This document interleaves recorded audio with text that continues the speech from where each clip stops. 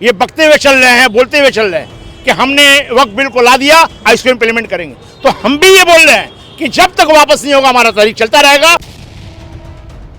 अमित शाह जो शरीयत को जानते नहीं है, शरीयत को जानने मुसलमान है, जमीयत उलमा है और इंडियन मुस्लिम बोर्ड है, तो अपना मज़हब को हम जितना जानते हैं अमित शाह मोदी का जानेगा। वो शरीयत के खिलाफ है, हमारे उसूल के खिलाफ है। वो तो अमित शाह कह रहा ना, अमित शाह तो हर कानून लाया मुसलमानों के हित में करके, कि क्या मुसलमानों के हित में कोई काम आया? कोई काम नहीं आया। का मकसद ही सिर्फ है कि मुसलमान को यहाँ परेशान किया जाए, और ये सब इसराइल की मदद से ये सब कर रहा है। ये एनडीए गवर्नमेंट कानून को नहीं जानती है, वह कानून क्या है, हमारा शरीयत के कानून को नहीं जानती है। सबसे पहले उसको उलमा से रुजू करना चाहिए था कि उलमा हमारे क्या इस मामले में बोल रहे हैं, लेकिन उन्होंने रुजू नहीं करके अपना डिक्टेटरशिप लाने की कोशिश की। मकसद ये था कि वक्त बचाना है, हर हाल में बचाना है, और इसके तरमीम के खिलाफ जो भी कानून होगा उसको मानेंगे नहीं। हर बच्चा इसके लिए तैयार है। जब भी आवाज़ लगाई जाएगी और इंडिया मुस्लिम पर्सनल बोर्ड की तरफ से और इंडिया मिली काउंसिल की तरफ से, जमीयत उलमा की तरफ से, इंशाअल्लाह हम लोग लब्बैक बोलेंगे।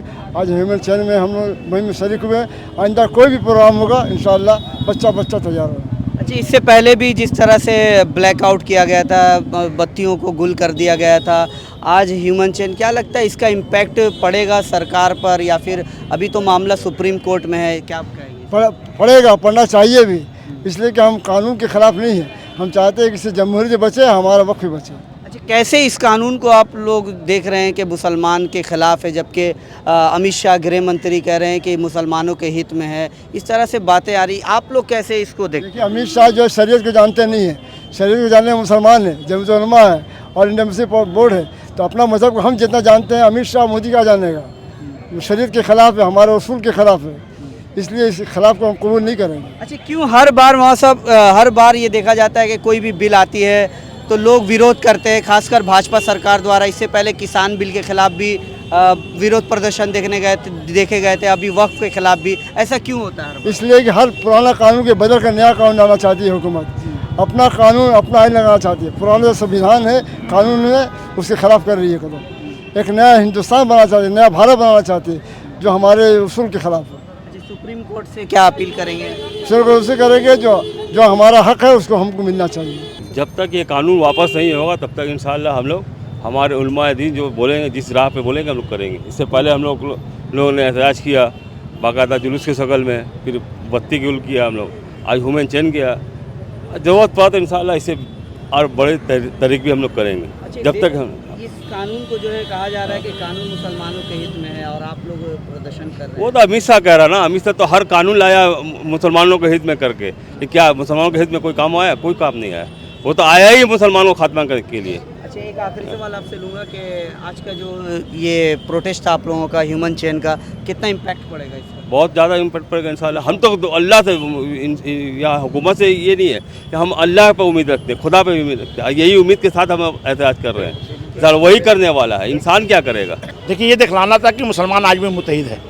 मुसलमान शरीयत के खिलाफ अगर कोई बात आएगी, वक्फ कानून के खिलाफ कोई बात आएगी, तो सड़क पर उतरेगा ही उतरेगा, सिर्फ घर में सोया नहीं रहेगा। ये सड़क क्या, अभी जो भी करना है हम लोगों को, रास्ता जाम करना होगा, ट्रेन को हम लोग को रोकना होगा, अगर जरूरत पड़ा तो जिस तरह से हमारा ऑल इंडिया मुस्लिम पर्सनल ऐलान करेगा, हिदायत देगा, हम लोग इंशाअल्लाह रहमान उसी तरह से अमल करेंगे इंशाअल्लाह रहमान। एक बात याद रखिएगा, हम पत्रकार को बोल रहे हैं, हम मीडिया को बोल रहे हैं हम कि कानून जो बना है, जो कानून बनाया गया है, ये एनडीए गवर्नमेंट कानून को नहीं जानती है, वह कानून क्या है, हमारा शरीयत के कानून को नहीं जानती है।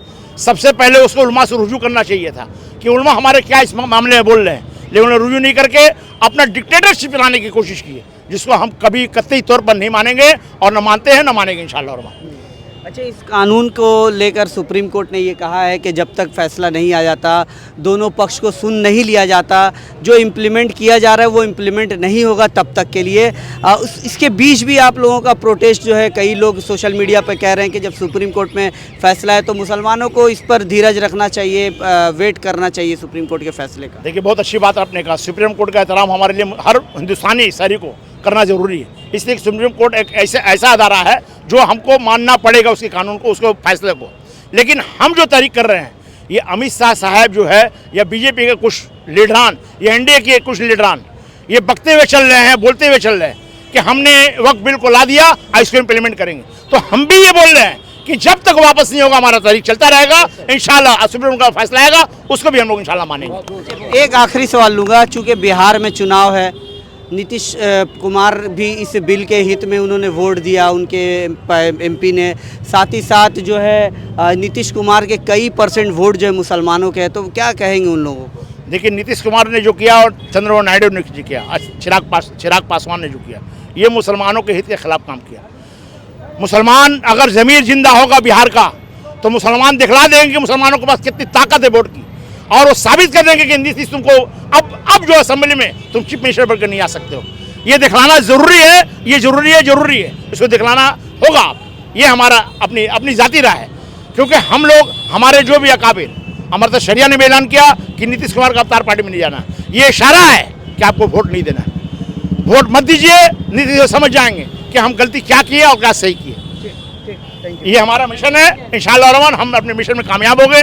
आप भी दुआ कीजिए, आप भी इश्तिहार कीजिए कि मुस्लिम पर्सनल बोर्ड, ऑल इंडिया मिल्ली काउंसिल, जमातुल उलमा हिंद, अमृता शरिया जब भी जो ऐलान करे आप भी उसको साथ दीजिए। आवाम से भी अपील कीजिए, आपसे भी हम गुजारिश करेंगे, आप मीडिया के माध्यम से जितना अपील करना है, जितने लोगों को कन्विंस करना है, आप करते रहिए। हम लोग तो हैं, हम लोग रास्ते पे उतरेंगे, जहाँ जरूरत पड़ेगी, जहाँ जाने की जाएंगे इंशाल्लाह। आप भी एक जर्नलिस्ट है, आप समझते होंगे अच्छी तरह से कि 2014 से जब से ये हुकूमत आई है, मोदी हुकूमत, तब से इसका काम ही सिर्फ ये है कि मुसलमानों को परेशान करना। जितना बिल अब तक आया है आप उसको खंगाल कर देख लीजिए, किसी बिल में भी वो हम लोगों को नहीं छोड़ा है। इसका मकसद ही सिर्फ है कि मुसलमान को यहाँ परेशान किया जाए, और ये सब इसराइल की मदद से ये सब कर रहा है। इसके खिलाफ हम लोग जिस तरह गाजा बनने नहीं देंगे इंशाल्लाह इसको, और इसके लिए जहाँ तक जाना होगा हम लोग जाएंगे इंशाल्लाह, और इसको वापस कराएंगे।